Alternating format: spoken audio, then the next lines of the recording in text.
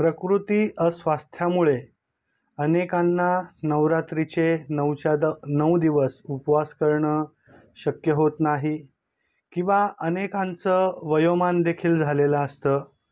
काही ना काही गोळ्या औषधं चालू असतात. त्यामुळं उपवास करणं त्यांना शक्य होत नाही. त्यांना अनेकदा असा प्रश्न पडतो की मग मी जर नवरात्राचे उपवास एवढ्या वर्षापासून करत होतो आणि ते जर केले नाही तर त्याचे काही दोष लागतील का? तर मुळामध्ये असं काहीही नाही आहे. श्रद्धेपेक्षा अंधश्रद्धा याविषयी जास्त आहे.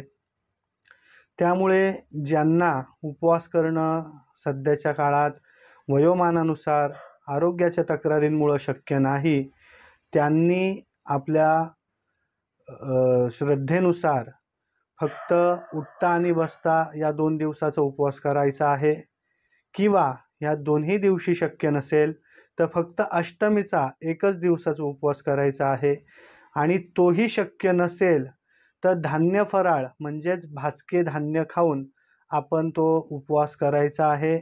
देवीची पूजा या पद्धतीने करायची आहे. काळजी करण्यासारखं काहीही नाही. आपलं आरोग्य आपल्याला जपायचं आहे आणि श्रद्धा देखील देवीवरती तेवढीच ठेवायची आहे. या दोन्ही गोष्टींची सांगड आपल्याला साधायची आहे.